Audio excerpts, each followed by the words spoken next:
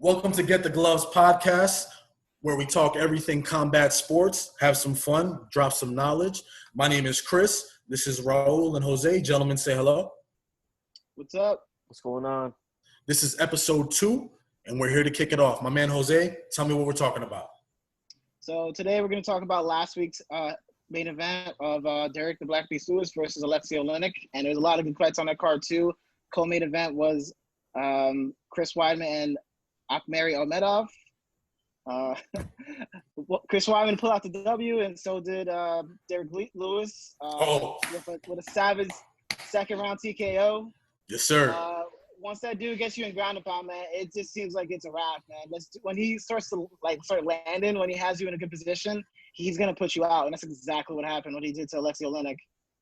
Yeah, I definitely think that that especially the main event. If we could start there, that had a lot of implications coming into it because both guys are guys that really just hang around. If you think about Derek Lewis, he's one of the guys that, yeah, sure, he really hasn't won the big one. I know he fought Cormier back a few fights back and took the L. But he's one of those dudes that stays in the top 10. And let's face it, in the heavyweight division, man, this guy, I mean, the records speak for itself. This guy's a heavy hitter, man. He's got heavy hands in that division, and he's known to put dudes out. So I think this was like classic Derek Lewis in regards to Oleinik. Although I must say, this fight played out like what we would have thought about it when we were, when they were building it up, right, on paper. Alexei Oleinik had him in some submissions there. We didn't know what was going to happen. He had him in that choke.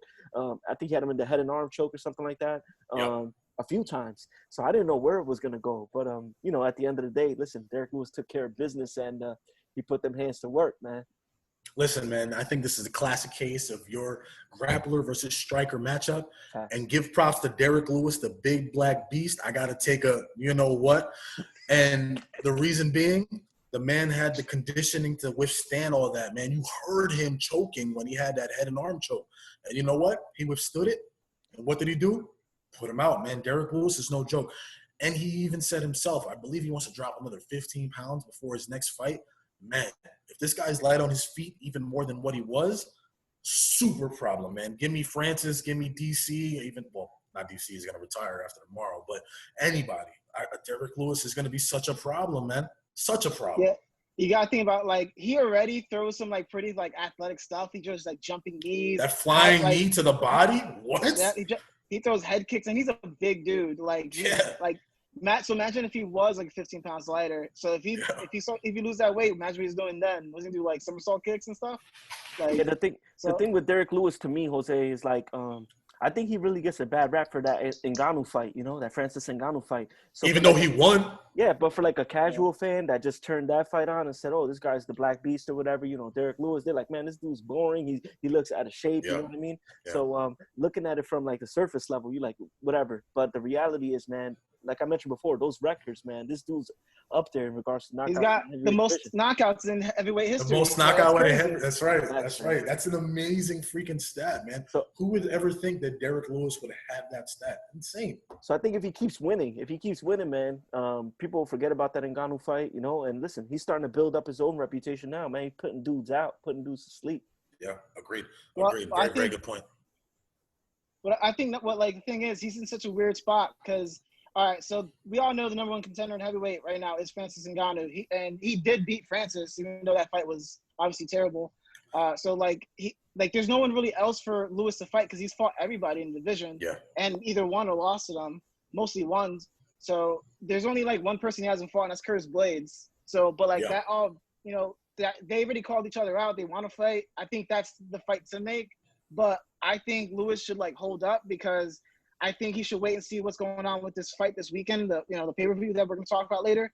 Because, depending on who wins that fight, Derek Lewis might have a real good shot of sliding into getting a title shot against Francis again.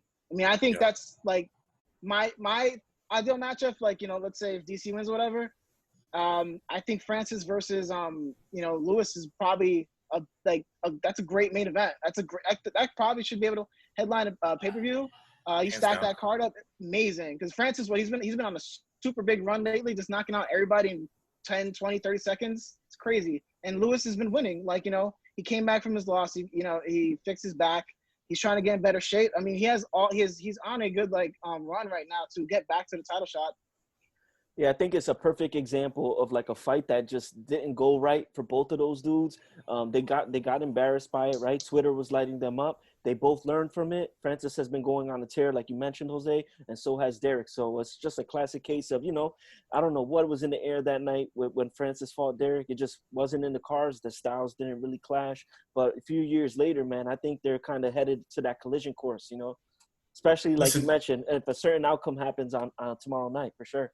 Listen, I think that's a great point. You had the exact same thing happen more recently with Izzy Adesanya and Yoel Romero. You got two killers out there that you want to assume is going to be a barn burner, and that was the boringest fight of the year, maybe of all time. Now, when you look at those two fighters, you'll never say that they are boring fighters. Those guys finish everybody, but sometimes styles cancel out each other, and I think that was one of those things where they respected each other too much. Now, I think that's a really good point. As far as them fighting again. But you got to look at this Rosenstruck and JDS fight coming up tomorrow. I think that's going to be really big as far as the heavyweight contending situation. Along with that, I think you also have to speak about there's a really good possibility that no matter who wins tomorrow in that heavyweight fight, you're going to have two retired heavyweight champs tomorrow, whether it be DC and Stipe or there's just a lot of implications tomorrow in the heavyweight division, and I think right now is probably the most fun that we've had in the heavyweight division in some time. If you look at the top 5 to 7, oh man, you got nothing but killers that could take each other out all day, man. So we could talk about this all day. Jose, what do you think about that? Well, I mean, I think you have a point, but I think no matter what, the real top of the division regarding tomorrow's the headliners it's Francis, Derek Lewis, and Chris Wade. Those are the three at the top. I agree. Even if Rosenstruck wins tomorrow, he's still got to fight some other people to get up to that title. What if he knocks out JDS? He's got to knock him out he's got to destroy him. So he's got first round knockout. It doesn't put him to a title shot. I mean, you don't think so? No. It wouldn't be fair to Chris Wade, who's been beating everybody. I agree. Even Derek Lewis in this little run that he has right now, he still has probably a better resume than Rosenstruck. Rosenstruck's best win is a clear win I don't even know about that because Alistair was beating him the whole fight. Alistair was beating him. It's not a clear win. It's 5 rounds he was losing the whole fight. No, but I mean on his resume, the biggest win. No, but like I'm talking about decisive win. His best decisive win was when he knocked out Lasky, and it was 30 seconds. So he pieced him up, boom, dropped him, that was done. And then he was losing literally all 5 rounds to Alistair. All 5 rounds. Again, Alistair looked great. 8 seconds left, and he just knocks him out. So, he landed a home run. But and again, the thing is not taking anything away from him because that's what Lewis's biggest win was against Volkov, and that's what he did. He was losing the whole 3 rounds.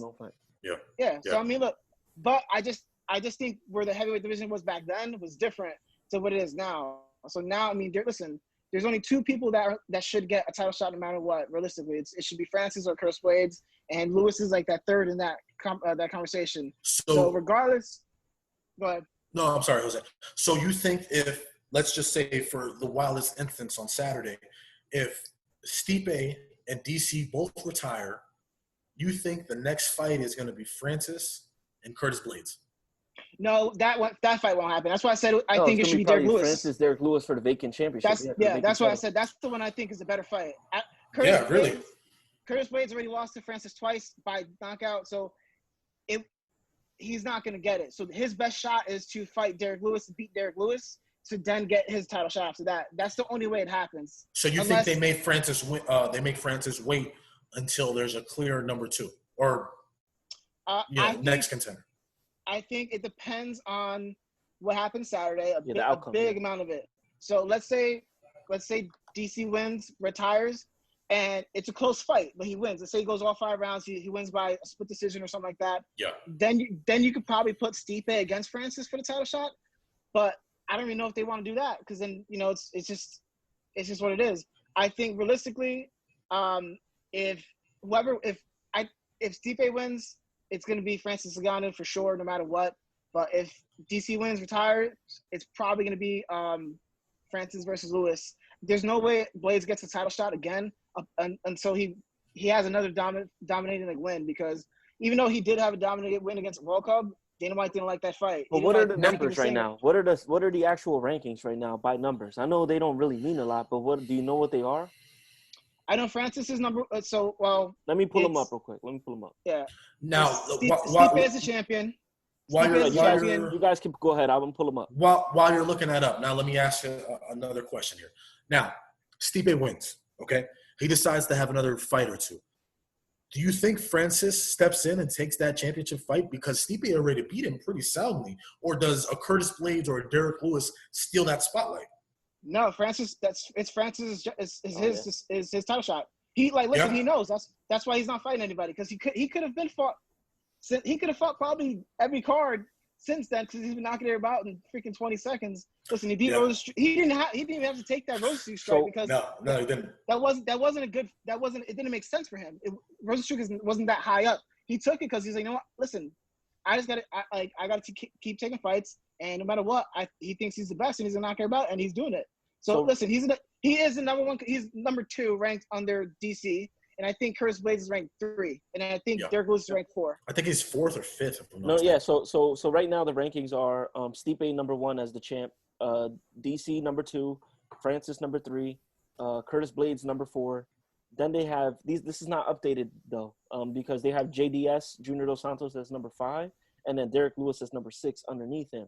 Now, depending on what happens tomorrow night, this may be rearranged in some aspect, because obviously, you know, if JDS loses tomorrow, then Derek Lewis will take his spot. But that still means, though, that Curtis is sitting there at number 4. And let's also discuss why the freaking rankings are super subjective and usually don't make sense. I think they can still got Conor ranked somewhere around there. Somebody has to. Well, I mean, listen, Conor is one of the best there is, right? Shouldn't he always be ranked? He should be ranked in every division. He's the GOAT, baby. Oh, he should be ranked number 1 in every division. Yeah, why don't he just fight Stipe tomorrow, man?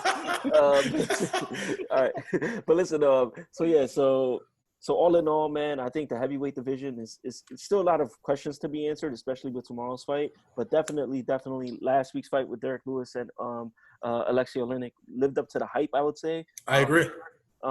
But to be honest, that even though it was the main event, I think that was kind of like the second biggest storyline of the night, because that co-main event was something serious as well. Man, you know what?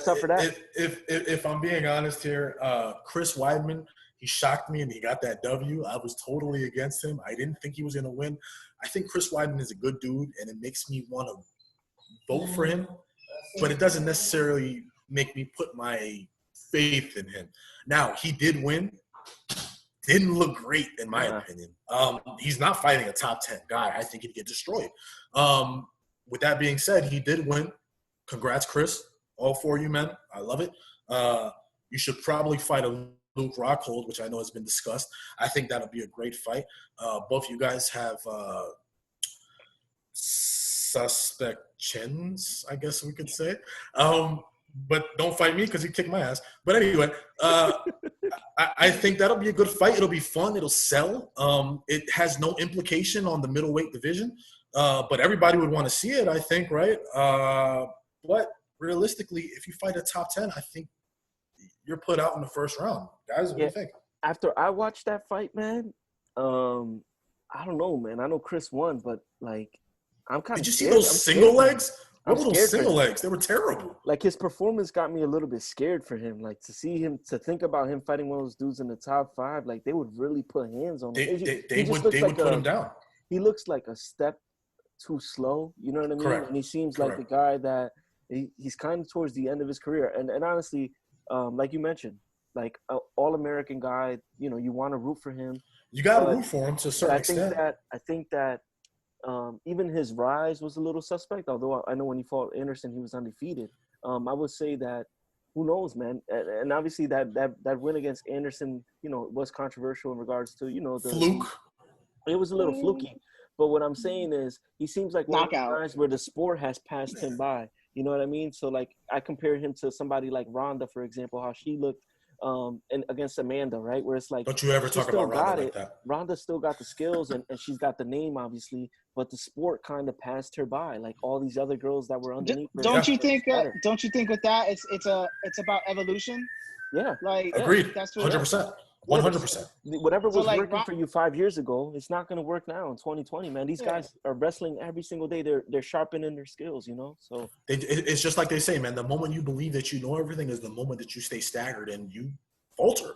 And I think that's what happened to Ronda. She got full of herself, and until she started to fight some legitimate, boxers, kickboxers like Holly Holm and Amanda Nunes, and you kind of saw what it was. And Chris Weidman, I mean, he's a hell of a fighter. I mean, he was. You can't take anything away from him. But he went on a Brazilian legend beating spree. He was beating guys that weren't necessarily in their prime. Now, that's not to take anything away from him to a certain extent. Anderson wasn't in his prime. Anderson didn't care about that fight, man. You saw the way he came in. Lyoto Machida wasn't relevant for a little while since then, man. Lyoto was done. That was TRT Vitor, bro. I don't know about TRT Vitor, man. TRT Vitor is a special specimen. Okay? But listen, crossing his head. Listen, if we can agree on one thing, Anderson didn't take that fight seriously. He just didn't. You saw him. He was just joking, just much more than he usually would. And you know what? Hats off to Weidman for taking advantage, but that wasn't the Anderson of old. If the Anderson of old shows up, this is not a conversation. I think we can agree on that. Well, I think there was a lot of what was Anderson's biggest win after that? I think he beat you, and then did he get a belt? Don't ever disrespect the GOAT. Anderson is the GOAT, okay? But yeah, listen, I that's just how I feel. That's how I felt watching Chris. Like, he was in there. Obviously, he won the fight. You can't take that away from him. But I was just nervous. I was on edge the whole fight, man. I was kind of nervous for him. He just looks like he lost it. You know what I mean? Looks slow, man. Those single legs look sloppy. It didn't look great. He got it. He squeaked it out. Just didn't look great, man. Jose? No, definitely. Yeah, I mean, he looked like he was just desperate in that third round. Like he knew it was 1-1 and that he just had to do whatever he can to get the win, and he did. Listen, you still got to give him that. He got the win, so he still, no matter, it may not have looked good, but he still did what he had to do to win. He still that third round could have been a 10-8, so it wasn't like it was a close round. He dominated him. He may not have been like just straight ground and pounding or whatever, but he had the position for almost like 5 minutes, so he won the whole round. And listen, he beat someone who I think was undefeated in the UFC. He beat, he beat already top, like in top 15 fighters, and Weidman was outside of top 15. So he didn't have to take that fight regardless. He did that. Yeah. He did that. He took a risk, and he took a risk. He lost. Now Weidman's got his spot. Now, sorry, go ahead. No, but you got what you guys are saying. Listen, if Weidman fights someone in the top 10 right now, it's not going to go well for him. And I think he knows that. Like, I think the one fight he said, I just watched the interview he did, he said maybe he would be interested in Derek Brunson. Well, after what Brunson did 2 weeks ago, there's no reason for Brunson to fight him. No, it doesn't make sense. On his way back up to, fighting top 10 guys, and he has a better shot. Him fighting Weidman would be just like what Akhmedov did. Risk your ranking to fight someone who's probably you shouldn't be fighting. So I think right now Weidman, he probably maybe fight in the year. I think he fights maybe early 2021, but I think most likely, I think the two fights that make the most sense would be Rockhold or probably Anderson Silva, or just someone just maybe top, like lower, that between that 11 and like, top 15. That's it. Yeah, I agree 100%. And you know what? Props to Weidman after the fight. He wasn't even happy about his performance. He even said it. Yeah. And you know what? That takes a lot. That shows his character, right? I talk a lot of crap. You guys know I'm an Anderson Silva homer. It's in my eyes, he's the GOAT. But you got to give props where props are due, man. And Chris Weidman, he showed a lot of his personality when he comes out and says, look, man, and he was very genuine. You saw it in his face. He says, look, I wasn't happy about it. I don't feel I performed well. And he knows. I think he really knows where he's at. And I think, Jose, you made a really, really good point. I think Rockhold is a really good fight for him. I think we can all clamor for that fight for a second one, because the first one was very good. It was very interesting. If I'm not mistaken, correct me if I'm wrong, Jose or Raul, I think Weidman went to throw a spinning leg kick. Wheel kick. Wheel kick. It was a kick and he ended up getting caught. Yeah. You know what? Before that, this was a really good fight, man. He looked very good. He was winning the fight. Correct. And you know what? I would like to see that again. Now, with that being said, as an Anderson homer, I want to see Anderson get that one back, man. And if we can make that happen, I'm all for it. I don't know how you guys feel about it, but you know me, man. Whenever Anderson is in the ring, Look, I'm betting the house on him. For me, I think with those three guys, I think I would love to see either Anderson fight Rockhold or Weidman. I think those are three guys that, like, they're former champions. They're not. I highly doubt they're gonna get back into winning a title shot. At all. So why not? Listen, why not have three great champions? Well, Rockhold lost his first offense, obviously, but three great middleweights in general just fight each other. Listen, have like a little Legends Leagues right there. Yeah, and you know what? I think it'll sell. Put them in a fight night, a headline of fight night, or put them in as a co-main event or something on a main card. Yeah, third or fourth fight on a card. Yeah, 100%. And you know what? I got to give a shout out to Uncle Chael Sonnen. He said it previously. He said, Anderson is in the point of his career where it's not about fighting for a title. It's about having fun fights. And if I'm being honest, I think that's where Weidman and Rockhold is right now. I mean, they're not going to be in the top 10. They're not going to be even in the top 13 maybe. So why not make fun fights where, you know what, if you see a bill where it says Anderson Silva versus Luke Rockhold or Anderson Silva versus Weidman 3, look, people are going to tune in. I don't care what you say. People are going to tune in. So sign me up, man. I'm all for it. Well, Weidman is ranked top. I think he's top 11 now. So you're wrong about him. Just like I said, the rankings are trash. I don't care what they say. He shouldn't be ranked top anything. All right, so I think we touched on everything for that fight card, right? Yeah, for the most part. I mean, when we look at the fight card in general, obviously they had the Pitolo fight against Darren Stewart. Caught him in the guillotine and took that W. First round. They had he's not really known for like submissions like that. And Pitolo is a young and up and coming dude with a lot of power in his hands. And Darren Stewart fought a really smart fight. Just took it to him and went for the kill first round. And now I think it's great. The crazy thing is that Pitolo, even though he got submitted in the first round, he's fighting next week. He's fighting again against someone that just got a contract. So, and also Tim Means took the W in the prelims. The Dirty Bird. Main event in the prelims. The main attraction there. So he looked pretty good there too. He looked dominant, man. I mean, the thing with the sport is, I mean, I know we sit here and we talk about Chris Weidman, for example, and we say like, man, maybe his best is behind him. But some of these older dudes, man, they stick around and they're hungry. Some of them, although some of them late in their career, they serve as like that gatekeeper for the young fighter that the UFC is trying to push. But then there's some of the dudes that are like, hey, not yet. Like I'm not just a name that you're gonna add to your list. Like not yet, And I think Tim Means is one of those dudes, and all these dudes that just have heavy hands that just throw them, man. And if they land, they land, So with Tim Means, that's twice in a row. The last one he fought too was a young and up and coming dude, and he took a W. Yeah, like he's not gonna let him use him as a name, man. Yeah, he's put listen, you can't ever doubt a veteran who's been in the game for that long. So they'll figure it out, and that's what they do. Yeah, agreed 100%, man. Tim Means looked great. I mean, who isn't a fan of Tim Means, man? He's really just a legend. That mullet, bro. He's kind of the last. He's the last of a dying breed, man. The Dirty Bird is just. Speaking of mullets, that knockout from Andrew Sanchez. Oh yeah. Oof. Freaking just. Yes, sir. Oh yes, my sir. God. Yes, sir. Basically just clean knockout, man. Just yes, it was. Right out. Yes, it was 100%. Now, if we can switch gears here a little bit and go to the card that we have tomorrow, let's talk about some Sugar Show, man. How do you guys feel about this Cheeto versus the Sugar Show match, man? If I could say so, you know what? I think all the spotlight is on the Sugar Show, and I think it kind of takes away from how good of a fighter Vera could be. I mean, he's beaten some really, really tough opponents here. And if I'm being honest, I think this is kind of chemistry to make an upset win if we're talking about Chito Vera. I mean, he could very well get this W, man. I mean, don't get me wrong. I'm all for the Sugar Show, and I think he has all the tools to be the next up-and-coming thing for the UFC. But this guy's no joke, man. I mean, how do you guys feel about this? I personally, last week on episode 1, I talked about this fight, and I talked about the fact that it is one of these fights that the UFC is building it up, and a lot of people are overlooking Cheeto, but he could definitely pull out the victory.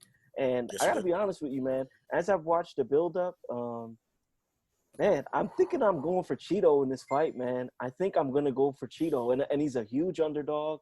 And huge. I don't know. I think Jose, we've talked a lot about sports together, and even you, Chris. Like me, I'm the guy where I don't mind the up and comer, man. I love the up and comer, But once they get to this certain level where the bravado showing out, then they turn me off, man, and then I want to see them lose, Yeah, so absolutely. I think that like Sugar's he's getting high off his own supply right now, man.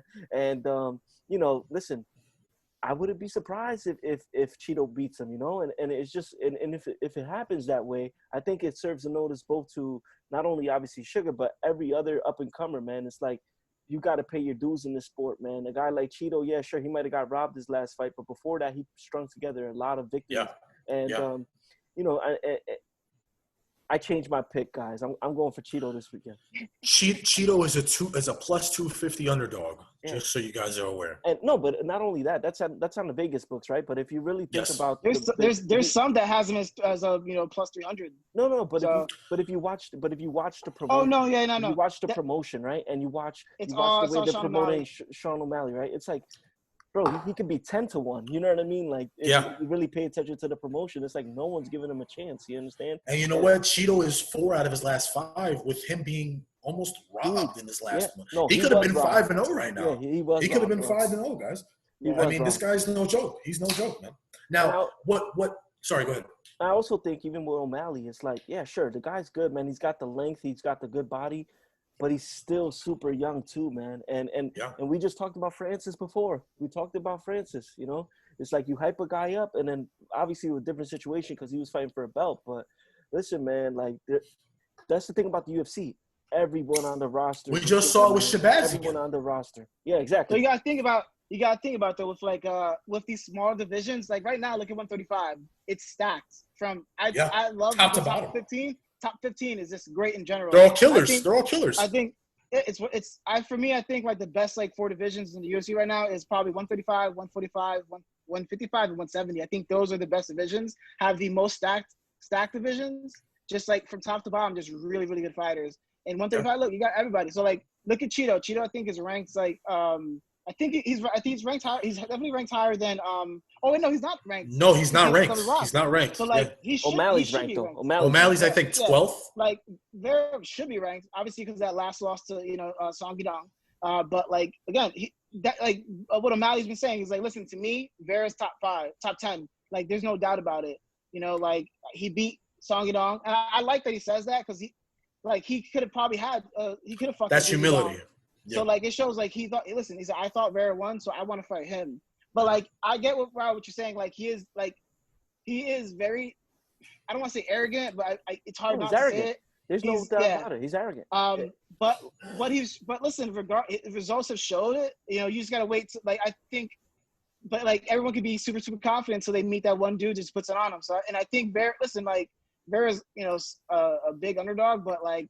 I think this fight's way closer than what like what that shows, and all the hype is on O'Malley, which it should be because he has this huge following and stuff like that. But like people who don't know like MMA like that, the casual fans who probably don't know Vera, and they're gonna sleep on him. And look, man, like it would not surprise me. I would probably favor O'Malley probably by decision than Vera like to just take a decision probably. You never know with the judges, but. I could see Vera getting off a submission, maybe. I'm telling you, he's gonna wrestle him. That would be sick. He's gonna wrestle him. Yeah, he's gonna wrestle him. For me, I think to be honest, that's probably the fight I'm most excited to fight. Yeah, on this card. Like I think, like that's the one I'm most excited for. Like obviously the main event is like super important to the heavyweight division, and I love Stipe and DC. So like I'm looking forward to that fight, but like. That co-main event is gonna make the main event better because it's gonna hype us up so much. Like we're ready to like start this card. Yeah. Now, how do you feel about the critics and all the analysts stating that this is going to be essentially a Conor McGregor versus Diego Brandao kind of fight, where this is Sean O'Malley's coming out party? Do you think this is kind of the same thing, or what? I don't think No, so. I think that right now, obviously, O'Malley's coming off that devastating knockout, right? And it's a walk-off knockout, and I think that was a big moment for him. For people that may have not been introduced to him, hey, like fight. The fact that UFC was the only sport on during these times, that was a big deal. But in regards to a coming out party, man, I don't know. Because the reality is, we haven't seen a lot of Sean's weapons. Now, mind you, if he comes out in this fight and Cheeto takes him down, and then Sean O'Malley shows that he's like a wizard on the ground, you know what I mean? He's able to mix some ground and pound with a submission or something like that, then maybe I'll be like, damn, the guy has got the overall game, the all-around game. But like I mentioned before, I don't know. I just don't know, man. Like I'm really not sold on O'Malley at the moment. And like I mentioned, guys like that, guys that are used to the knockout and they depend on the right hand and the left hand, they usually meet a gritty guy like Vera, and he shows them a whole different side to the sport, and it's usually ends in a way where that heavy hitter, man, takes the L. So I'm going with Vera in this fight for sure. But you also got to think about so he hasn't been able to show like his full like array of weapons, O'Malley, but to no fault of his own, if he's knocking these dudes out and they can't keep going with him, it's on them. So like I'm just playing like a little bit devil's advocate and stuff like that. But like I just think I am rooting for O'Malley because I like him and stuff like that, and I want to see how far I can go.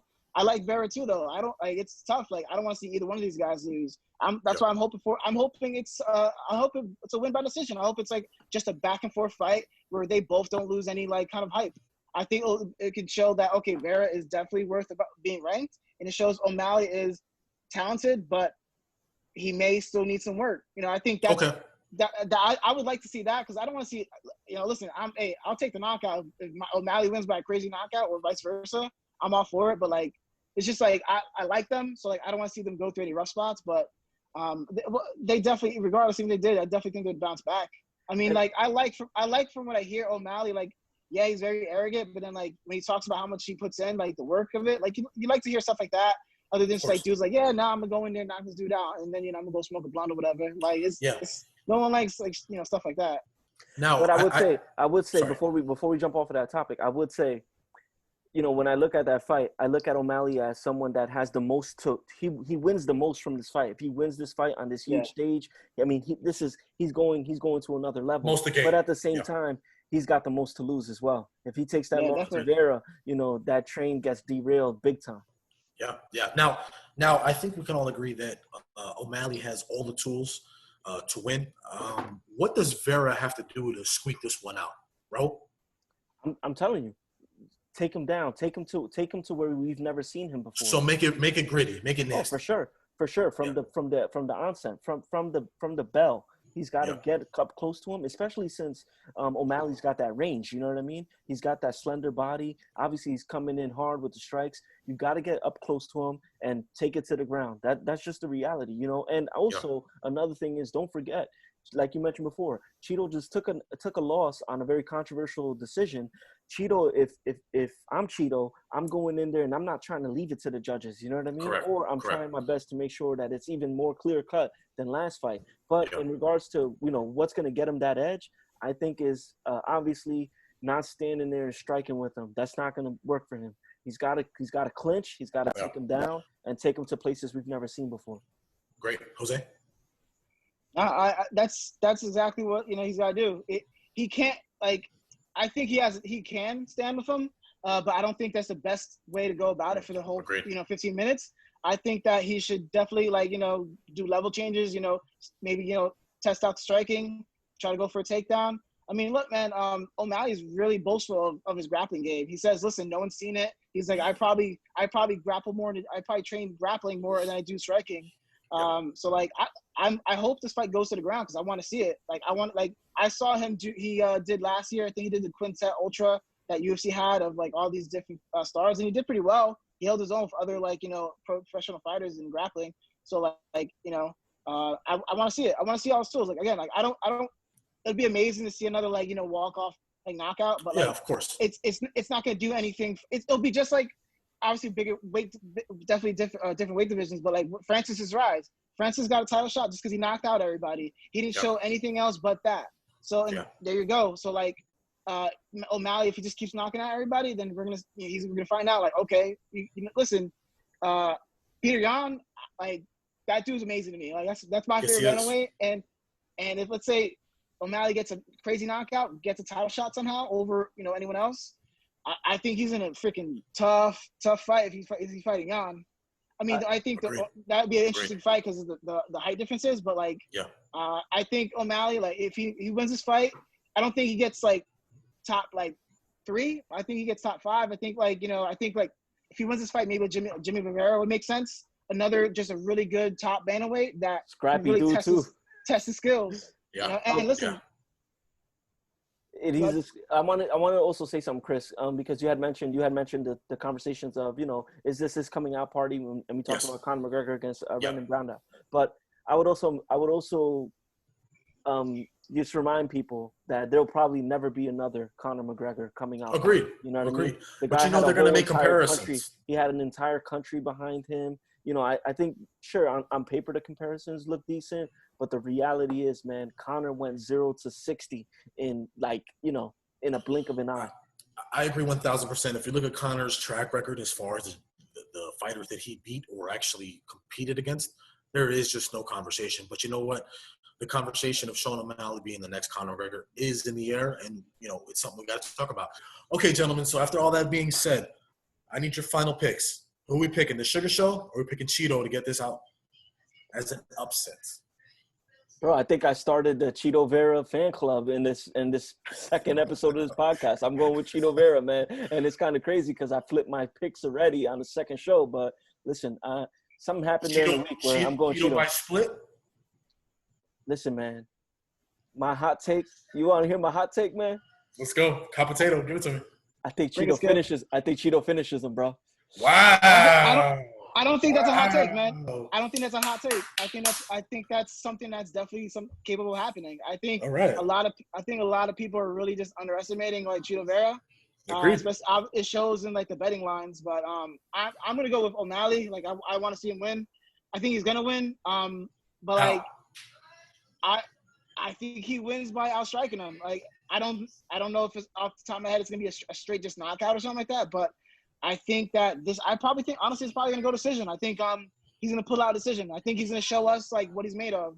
I think he's gonna really show us that like, all right, listen, I can knock people out and I can just straight beat them up. So I definitely think O'Malley's gonna win. That'd be a big win if he gets it by decision, especially unanimous. All right, gentlemen. So let's move on to the big heavyweight fight. That's gonna be the third one on the card, which is Junior Dos Santos and Rosenstruck. How do you pronounce his first name? Jurizo? Jurizinho? Let's just call him by his nickname. Rosenstruck. Let's call him by his nickname, Biggie Boy. Okay. Forgive me. JDS versus Biggie Boy. And JDS is coming in at a plus 110 underdog. How do you guys feel about this heavyweight match? This is going to be a good one, and this is going to be a tough one for Rosenstruck, considering he just got, sent to the moon in his last fight against Francis Ngannou. But then again, who doesn't? What do you think, Raul? Yeah, so for me, obviously, like you just mentioned, Rosenstruck took that loss to Francis Ngannou, and it was a quick loss, and it was a devastating loss. So he's looking to bounce back. And then on the other side, I see someone like Junior Dos Santos that has been around for some time. But now I think probably he looks like he's in the best shape of his career, really, with what he's been posting on social media. So I know that he's really taking this fight serious. So I think it's one of those fights where I know that the odds makers have it the way they have it. But to me, it's kind of like a toss-up, It's an idea of whose will is stronger, whether it's Junior Dos Santos coming in here with the mindset where he wants to be in tip-top shape, or Rosenstruck coming in saying, hey, I've got to prove myself because of, the hiccup that happened during the last fight. But all in all, when I look at the fighters and I say, like, their styles matching up, I think Junior Dos Santos is going to take this W, and I say that because when I look at somebody like Rosenstruck, yeah, sure, like he's the guy that's got the highlight reel knockout over Alistair Overeem, but if that's the only clip that you see of that fight, then you'll think this guy's like the second coming of Muhammad Ali. But the reality is he was taking a loss up until then, like literally every single round before that. Now, mind you, the fight was the punch was devastating, split Alistair Overeem's lip, but all in all, when I take all those things in consideration, I'm going JDS in this fight, and I'm thinking this one goes to decision for sure. I'm thinking that JDS beats him by decision. Nice. Now, what do you think? In split, or you think unanimous by JDS? I'm gonna go ahead and say split, just because Okay. who knows? Like, he may have to take a round off or something like that. But I would say split. But I wouldn't be surprised if it's unanimous either. Yeah, agreed. Jose, what's your thoughts? I think this is going to be a real good fight. I think it's going to be a good stand-up fight. I mean, I think JDS probably might try to take him down because Durinzo, he has a kickboxing. He has a kickboxing background, so he has like 70 fights. He has a really good record too. It's not like he's just some scrub up coming out of nowhere. So I think that's where people got to give him some respect. I mean, obviously we saw what Francis Ngannou did to him, but Francis Ngannou does that to everybody. So world class, yeah. So exactly, any punch from him is gonna send you out. But agreed. I'm picking JDS too. I think that he's just a great vet. I mean, he's coming off 2 losses in a row. Two of the top guys. So he needs this win, and I think he's gonna probably utilize his boxing a lot. And I think he's definitely probably gonna utilize his grappling too. I think he's a black belt in jiu-jitsu most likely. I definitely think that he's going to just use all his tools. I don't think he's just going to try to strike with them. I think he's going to kind of test it out in feet. And I think if he needs to go for a takedown or something like that, he's going to do it. And he's going to take the fight where he wants it from there. You think he learns from Francis and tries to rush him, or? I think it's just a different case because Francis is so big and strong. Obviously, JDS is too. But he's so strong and quick with his power, Francis. I think. Because if you watch that knockout again, Rosenstruck's throwing back. Yeah. He's getting hit on. He's throwing back. He's throwing. But he was backpedaling. Yeah, but that's it. But he was still throwing. So I think it would be it wouldn't be a bad idea. This is a smaller cage because the last fight when he fought Ngannou was in Florida. They had the bigger cage there at Jacksonville. So in this cage, doing something like that could actually work out well, but also you can set yourself up for getting knocked out too. Yeah. I mean, listen, maybe he learns from that, angles off, and just puts a clean hit on in JDS and just puts him out. They're heavyweights; it can happen. One punch can knock out somebody really quick. Absolutely. And like you said, Jose, just to piggyback really quickly, his kickboxing record is very extensive. He has 76 wins, 8 losses, and 1 draw with 64 TKOs. That is not something to sneeze at. Even though we consider JDS one of the best boxers in the UFC, in all of MMA, I mean, 76 wins with 64 KOs in kickboxing is insane. Yeah. So I know that Jose and I both got JDS. Who do you have, Chris? Because I don't think you gave us our you know what? O'Malley too. We got to go back to O'Malley. You didn't give us your pick. Yeah. So I was just trying to let you guys talk on that. O'Malley and Vera, that kind of puts me in the middle here. So like I said, O'Malley's antics are borderlining arrogant. Now, there's always a really thin line between arrogance and confidence, right? This is almost where it's kind of an easy comparison to Conor McGregor, right? O'Malley's star is super, super bright. I think all the media is on him. I think it's very easy for him to kind of falter to it. But if you look at his personal life, you can kind of see that he seems fairly grounded. And with all that being said, I think I would have to pick a O'Malley TKO in the second, if I'm being more precise. I kind of am really rooting for Vera just because he just seems like the super underdog. He's fairly likable. I mean, he's just a grinder. He's been in the UFC for some time, and he's been in some battles. He's got 15 fights. He's got 15 fights. He's got 15 fights to watch. O'Malley's 5, if I'm not mistaken. Something like that. I think he's got 4. Yeah, 4 or 5. So I mean, Vera would definitely deserve to get this kind of W, man. It'll be amazing on his record, and maybe it'll humble O'Malley. But you know what? I think O'Malley's a special specimen, and I'm gonna take O'Malley TKO second round. I'm gonna stick by that. And if we're coming to the Rosenstruck and JDS, it's hard for me to pick Rosenstruck. I think getting the kind of knockout that he suffered in his last fight, there's no coming back from that. JDS has good hands. I think if he lands, which he will, at a good clip, JDS is going to be able to put him down. and I got JDS with a TKO in the third round. Word, I can see that happening for sure. Especially Yeah. especially if Rosenstruck comes out a little different, because another thing that I wanted to talk about was the fact that Rosenstruck suffered one of those knockouts that's like, to me, is a career-changing knockout, I would say. Exactly. That stoppage exactly was right. career-changing, man. Obviously, Francis is a top elite fighter that would probably do that to a lot of guys in the heavyweight division. But I don't know, man. It's just something about those strikes that he was able to land on Rosenstruck. And obviously, that was another one of those fights that was a title eliminator. And, let's just see how he bounces back. I think I'm curious to see how it turns out, especially since they should have a little bit more pep in their step, knowing that there's a lot of implications that are going on in the main event. There's title implications behind this. Exactly. I think that's a great point. So a strong performance from either of them could really catapult them to some sort of discussion up there, top 5. Yeah, absolutely. I mean, a huge win is going to put them in the top, 4 to 3. I mean, again, it's going to be really, really dependent on what happens with the DC Stipe fight. They could both very well retire on Saturday, man. We could see 2 legends retire. Yeah, let's jump into it. I mean, this is insane. This could be Dana White has said it. This is the fight for the greatest heavyweight of all time. That is huge. We're talking about all these heavyweights coming from,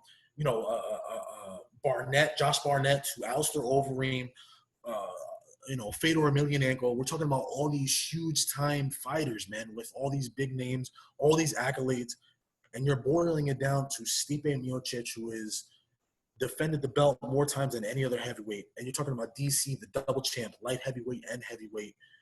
This is huge, man. What happens if DC wins, right? Dana White has already discussed, I don't think DC's going to retire. I'm going to offer him that fight against John Jones. Do you think DC then backpedals for a truckload of money and the biggest fight of his career against another John Jones 3, where, let's be honest, John Jones has dominated the first 2. Picograms or not. Jose, what do you think? I think Jones would, like, let's see DC wins tomorrow. Jones has got to come out and start pushing for it. I don't think if he stays silent on it, he doesn't say anything. I don't think there's heat there. Like, I think he, because listen, he sends out, he goes on this Twitter rant sometime, and it's just he says wild shit, and it gets you hyped up to see Jones fight again, because to be honest, I don't really get too hyped up to see John Jones fight. I think the last time for me, it was against DC. Those are the times where I was excited to see those fights. Everything else, fights are different. I don't know. For me, I go into fights with Jones, I expect him to win, so I don't get super excited for. So I didn't get excited for when he fought Reyes. I didn't get excited for when he fought Santos or Anthony Smith. I just figured he would win those fights, even though the last 2 were actually a lot closer. They turned out crazy, yeah. Yeah, so especially that Reyes one, man. There's a lot of people who would make an argument that Reyes actually won that fight, and Reyes is vying for number 2 on that one.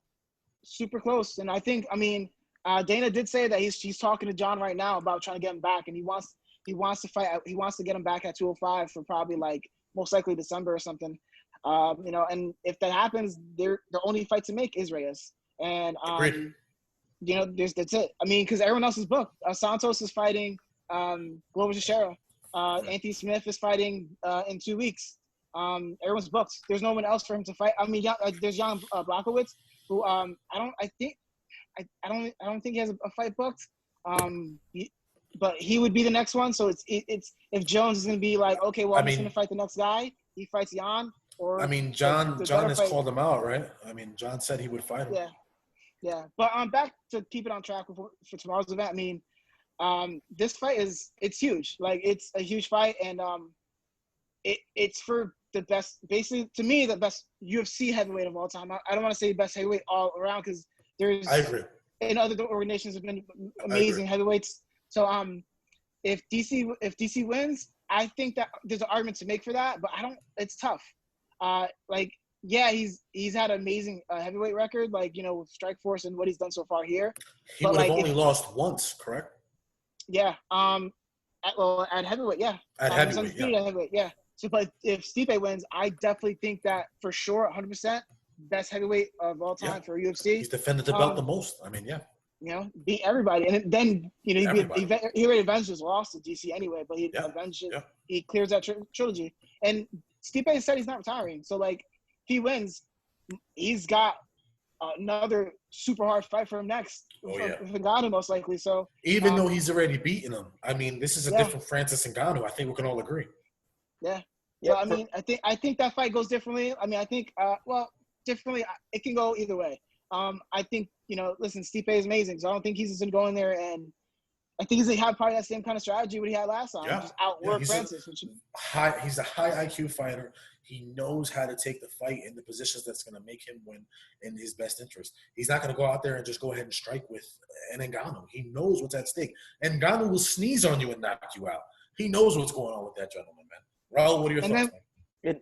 In regards to the DC Stipe fight, I know you asked that if DC wins, do I see him fighting John Jones? I'm going to say no. I think that DC's got a very interesting case. Like, his career is very interesting. I think when we look at it in 10 years and we're able to judge his career, it's going to be very interesting because let's face it, it's like the guy really did everything that you can do in the sport except beat John Jones, right? And unfortunately, and at no fault to his own, he's been able to overcome those losses by just continuing to grind, right? Like, he didn't have to avenge the losses to John Jones to get back the belts. Like, he just continued to do him. John Jones was his own worst enemy and, messed up his own career, right? And messed up his own, run that he had going on. But I think that right now, tomorrow night, is the one time that DC is going to have the power and control over his own career. And I say that because if he retires tomorrow, he could walk away on top. And to be honest, if he wins tomorrow, smart move. we don't remember John Jones right away. You know what I mean? Like, we don't remember those fights. We forget about them because we say, damn, he had that trilogy with Stipe. He retired the champion. Not many guys get to do that.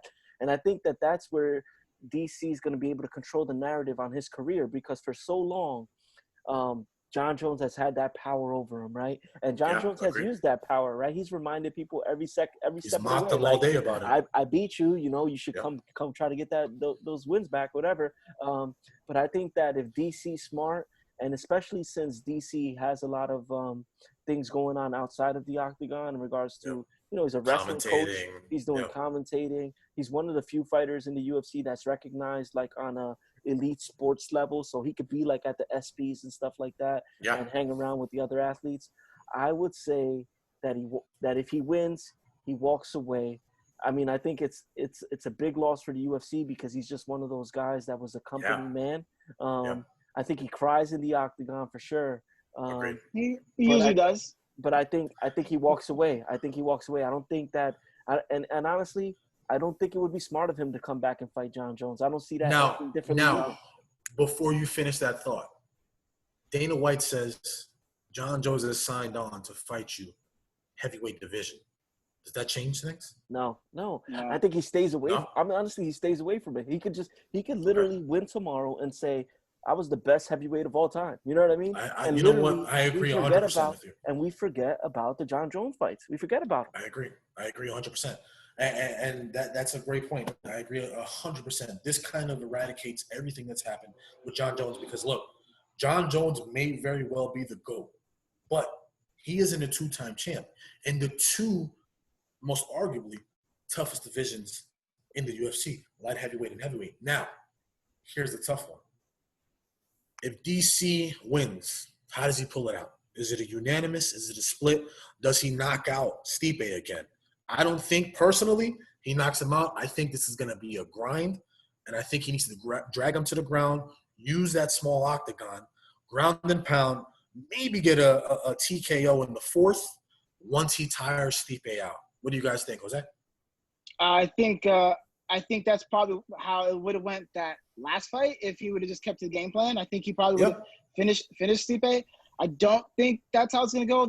I think this is going to be a 5-round fight. Stipe looks in amazing shape. I agree. I don't think there's ever been a heavyweight champion that's looked as good as him. And he's a very he keeps himself. Like, he's not like a lot of other champions where they're kind of like, a lot of bravado and stuff like that. He keeps himself. He's a family man. He's a firefighter. I think this fight's gonna be amazing. I think that they're both gonna have their moments. I think it's gonna be 5 rounds, and I think Stipe. I'm sorry. I think DC is gonna pull it out. I'm rooting for DC. I would like to see him go out on top and get just retire as the 2-time heavyweight champion and the 2-division champ. Former 2-division champ. I think that will it's the best way to go out. I would like to see a John Jones trilogy, I guess, but there's no reason for it. John Jones won twice, even though one got overturned. But we saw it. We saw the knockout. We saw it doesn't end differently. Exactly. It doesn't end differently. I don't think so. I don't think so. I just think it's them fighting with 20 without a weight cut. I think that's what it is. I mean, DC would be heavier, but I just don't think it changes that much.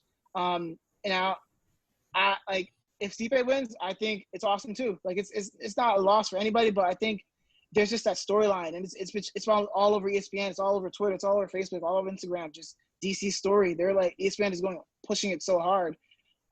If he loses, man, that's gonna just be super upsetting. Just the way for him to go out like that. But unfortunately, it can happen. It's MMA. It's combat sports. Listen, there's only one person that's probably gone out on top, and that's Floyd. And he always comes back. There's not very many people who retire on top. Name somebody else. The only person who's trying to go. There's that. Yeah, and he's still keeping his toes. He's pulling a Mayweather in a way. He's still come back to fight Amanda Nunes. Listen, he's still he's still in the USADA pool. He's still in the USADA pool. He hasn't pulled out, so technically he's still eligible to fight. I mean, it's always a possibility. You're absolutely right. I think you make a great point, Jose. This very well could be the absolute greatest legacy of any mixed martial artist of all time. If he wins, it's a huge argument as to who done it better. I think that's a great point. And for me, if I can get in on the fight, I think that I think DC is going to come out differently. I think DC is one of those dudes, man, whether it's the coach in him or whether it's that long-time wrestler in him. I think he's one of those guys that can learn from his mistakes. Obviously, the body was too exposed in that second fight later in the round. I also think that left to the body was killer. Yeah, I also think he got a little arrogant on the feet. I think that he was chipping him up, and then he was just he's arrogant out there. So he forgot his ground. I think this fight goes completely different. I think that he literally uses the smaller cage to his advantage or what he thinks would be his advantage and tries to take him down immediately. I look back at a fight where maybe they'll stand up for a little bit, but I look back at DC's fight with Derek Lewis, right? Where they were standing for a little bit. Once it went to the ground, DC was able to flip him over and choke him out. I don't know if DC chokes out Stipe, but more likely than not, I see him finishing him with strikes. So TKO with strikes rather than submission. But I think DC takes the W. Yeah, I agree. And let me ask you just a quick question on the same topic.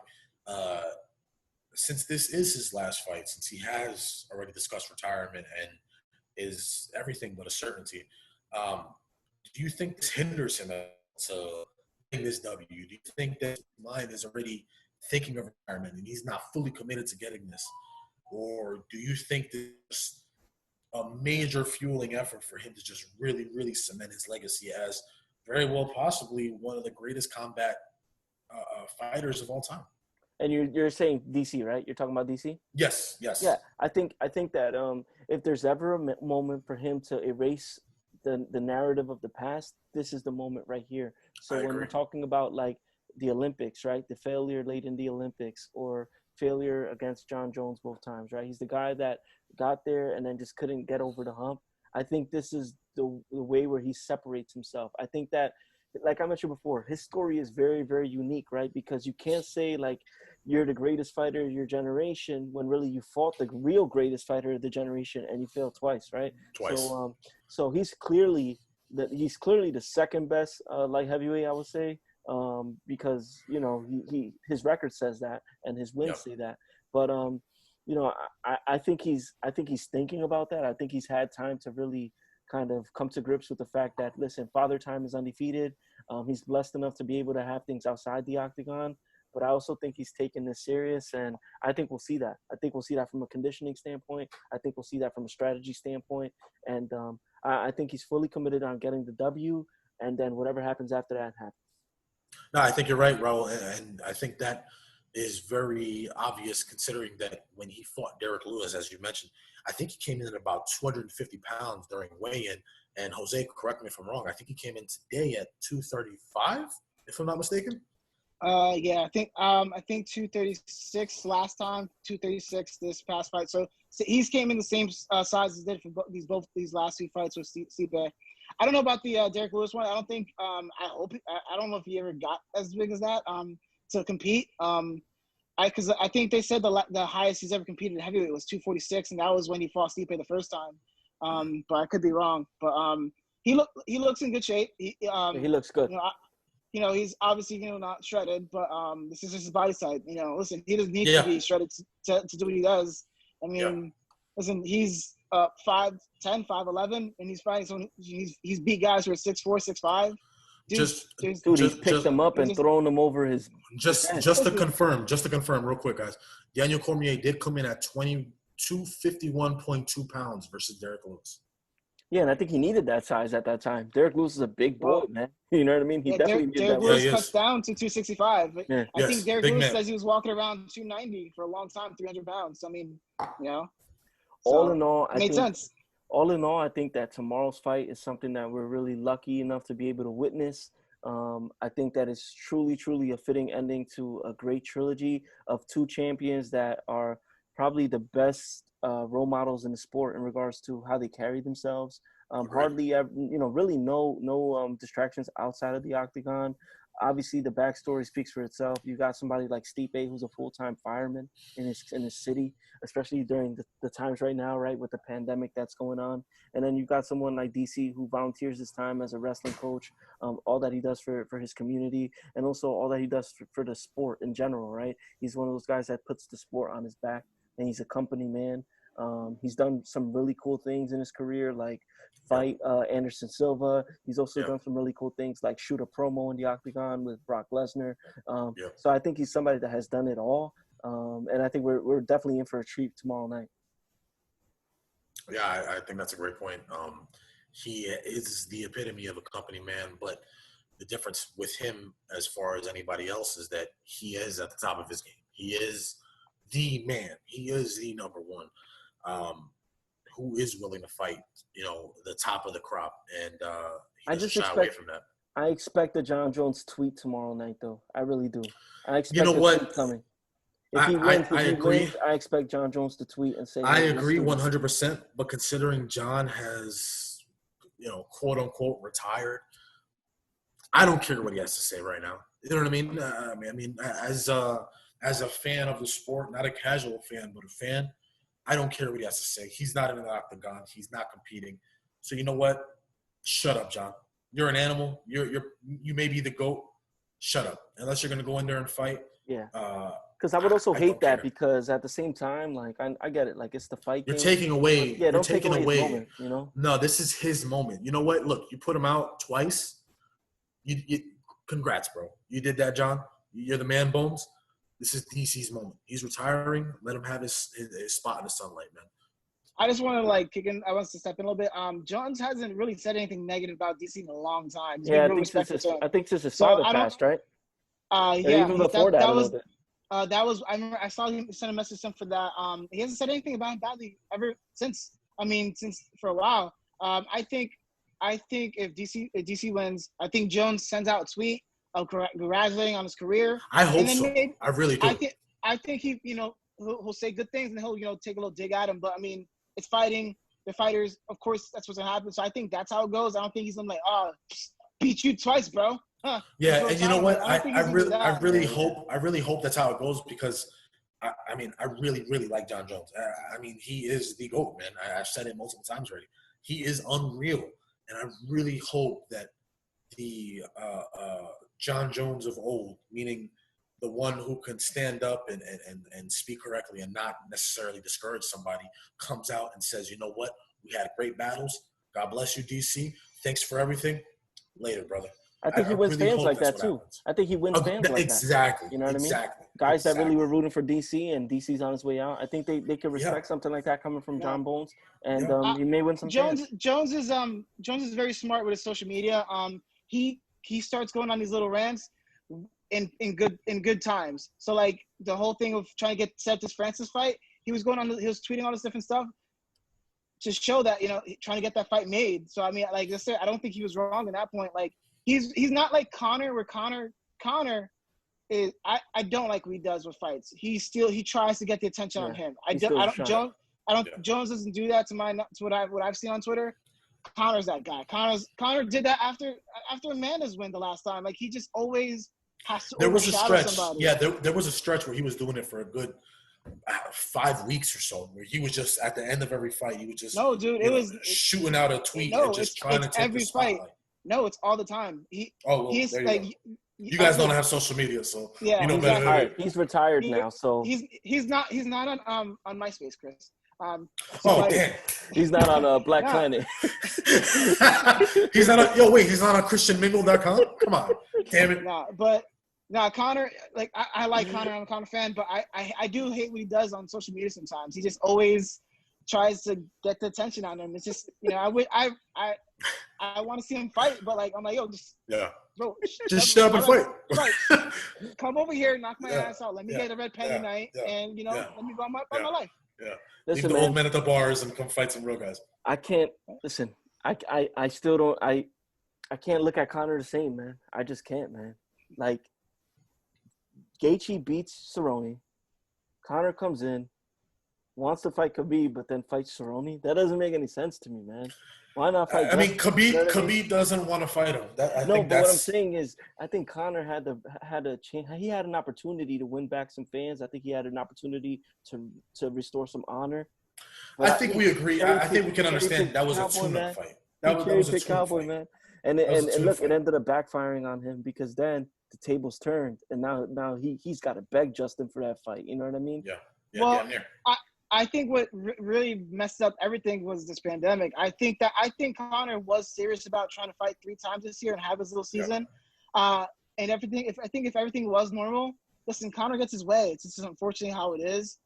He picked his fight. He picked Cowboy as his comeback fight. Listen, he could have had anyone else. He could have fought, Justin or something like that. Justin was clamoring for that fight for a long time. Didn't get it.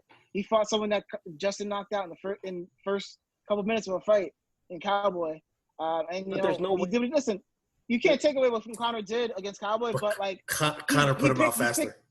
But there's no way. There's no way you fight Conor in an empty arena, man. You lose out. You know what? You're right. But guess what? When you put him on the shelf, this is what happens. His talk of retirement, you got to utilize him. But listen, all the fighters who were talking about, he's still going to sell pay-per-views. No, but what I'm saying is, from my understanding, and Jose, you could correct me if I'm wrong. From my understanding, Conor doesn't want to negotiate that. You know what I mean? I think that he still wants to make the same amount of money, but there's no gate. Is that the issue, Jose? He wants to make listen, no matter what, they're going to pay him what he gets paid. Oh, he's the cash cow. I think, right, it's more in the UFC. So I was trying to say before, like, so with all the guys who are asking for money, this whole these 3 guys who are making the big headlines was Jorge Masvidal, John Jones, and Conor. Conor wasn't talking about making more money. He was talking about fighting. He wants to fight. Yeah. Jorge was trying to get more money because he got paid more. He got paid more money to fight. He was trying to get paid. Diaz. Exactly, cutting me off. So get the gloves, bro.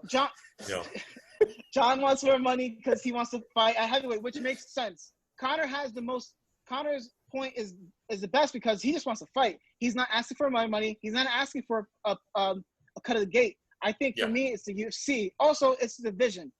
Who he's going to fight. He's at the top of the division, no matter what anyone says. Unfortunately, he's the top of the division.